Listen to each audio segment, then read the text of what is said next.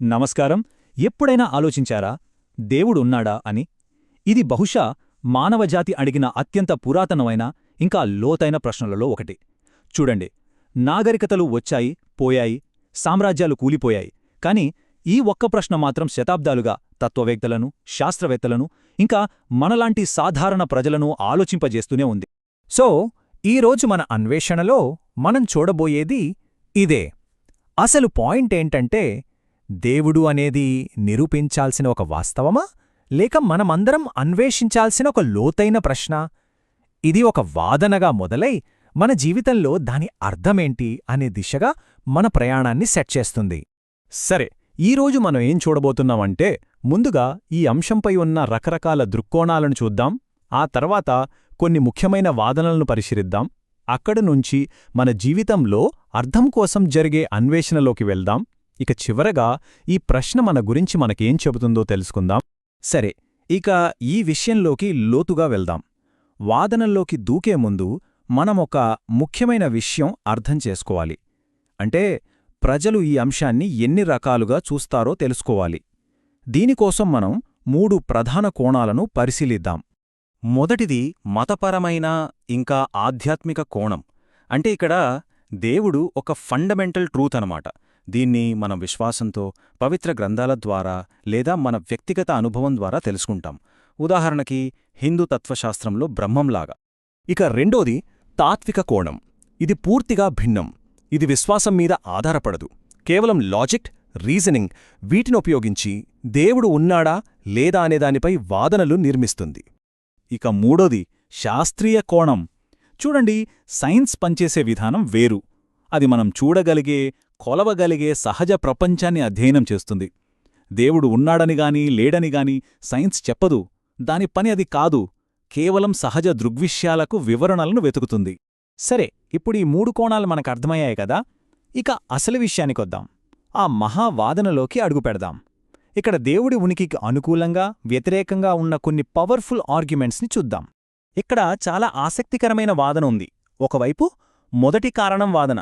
దీని ప్రకారం ఈ ప్రపంచంలో ప్రతిదానికీ ఒక కారణం ఉంటుంది కదా. అలా మనం వెనక్కి వెళ్తూ ఉంటే దేనికి కారణం కాని ఒక మొదటి కారణం ఉండాలి. అదే దేవుడు అంటారు. కాని దీనికి కౌంటర్గా మరోవైపు చూడండి, బిగ్ బ్యాంగ్ లాంటి సైంటిఫిక్ థియరీలున్నాయి.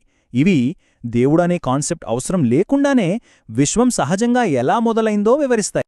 ఇక ఇంకో వాదన, ఒక గొప్ప రూపకల్పన, ఈ విశ్వంలో ఉన్న ఆర్డర్, ఈ నియమాలు చూస్తుంటే ఎవరో ఒక ఇంటెలిజెంట్ డిజైనర్ ఉన్నట్టనిపిస్తోందని ఈ వాదన చెబుతుంది. కాని దీనికి కూడా ఒక కౌంటర్ ఉంది. అదే ఒకామ్ శ్రేజర్ అనే ఒక ఫిలాసాఫికల్ ప్రిన్సిపల్. సింపుల్గా చెప్పాలంటే, అనవసరంగా విషయాల్ని కాంప్లికేట్ చెయ్యొద్దు, సింపుల్గా ఉన్న ఎక్స్ప్లెనేషనే బెస్ట్ అంటుంది. సో ఒక డిజైనర్ని యాడ్ చేయడం అనవసరమైన కాంప్లికేషన్ కావచ్చు. ఇవి కాకుండా ఇంకా కొన్ని వాదనలు కూడా ఉన్నాయి. ఈ టేబుల్లో క్లుప్తంగా చూద్దాం. మనలో ఉన్న మంచి చెడు నైతిక విలువలు ఎక్కడినుంచొచ్చాయి? దేవుణ్ణించి అని ఒక వాదన. కాని దేవుడే ఉంటే మరి ప్రపంచంలో ఇంత చెడు, బాధ ఎందుకుంది? ఇది మరో బలమైన ప్రశ్న.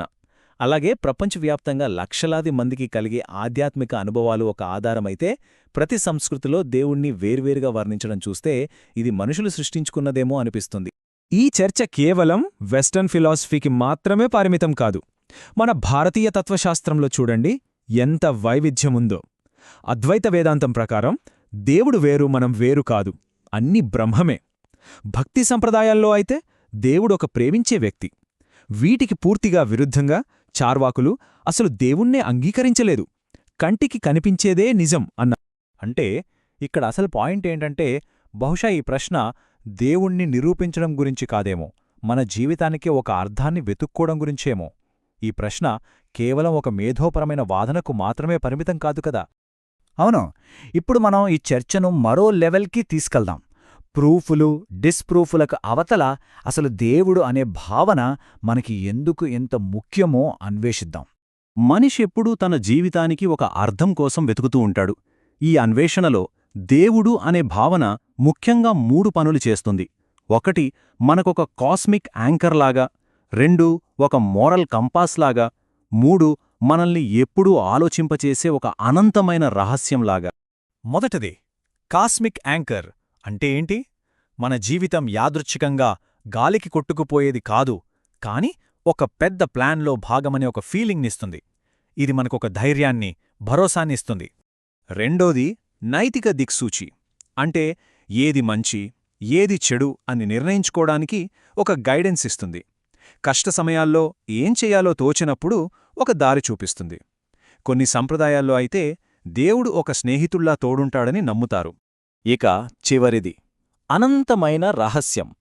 ఇక్కడ చూడండి, దేవుడనేది ఒక ఫైనల్ ఆన్సర్ కాదు, కాని మనల్ని ఎప్పుడూ అన్వేషించేలా చేసే ఒక పెద్ద క్వశ్చన్. ఈ రహస్యం మనలో ఉత్సుకతను, వినయాన్ని, ఆశ్చర్యాన్ని నింపుతుంది. ఇది సైన్స్కైనా స్పిరిచువాలిటీకైనా రెండింటికీ ఇంధనం లాంటిది. సరే, ఇప్పటిదాకా చాలా విషయాలు చూశాం. ఇప్పుడు ముగింపుకొస్తున్నాం. ఈ ప్రశ్న, ఈ శాశ్వతమైన ప్రశ్న అసలు మనం మనుష్యుల గురించి ఏం చెప్తోంది? మనల్ని మనకే ఎలా చూపిస్తోంది? ఈ చార్ట్ చూడండి. అంతిమంగా మనం దేవుడు అనే ప్రశ్నలో ఏం వెతుకుతున్నామో చూపిస్తుంది. మన జీవితానికొక అర్థం, ఒక మార్గదర్శకత్వం, ఒక అద్భుతం, ఒక ఆశ, ఒక కమ్యూనిటీ, వీటన్నిటినీ మనం ఆ ఒక్క ప్రశ్నలో వెతుకుతున్నాం. సో, నమ్మేవాళ్లకి దేవుడు అనేది వాళ్ల జీవితాల్ని నడిపించే ఒక సజీవ శక్తి. మరి నమ్మని వాళ్లకో? వాళ్లక్కూడా ఈ కాన్సెప్ట్ చాలా పవర్ఫుల్. న్యాయం, కరుణ, ప్రేమలాంటి గొప్ప మానవ విలువలకి ఇదొక ప్రతీకగా నిలుస్తుంది. అందుకే అంతిమంగా చెప్పాలంటే దేవుడు అనే భావన ఒక అద్దం లాంటిది. మనం మన లోపల దేనికోసమైతే ఎక్కువగా తపిస్తామో దాన్నే మనకు ప్రతిబింబిస్తుంది. సో, ఈ యొక్క ఆలోచనతో ముగిద్దాం. ఒకవేళ దేవుడు అనే భావన నిజంగానే ఒక అద్దమైతే అది మనలో ఏం చూపిస్తోంది? జీవితానికి అర్థాన్నా, భవిష్యత్తుపై ఆశనా, లేక అంతుచిక్కని ఓ అద్భుతమైన రహస్యాన్నా? ఆలోచించండి.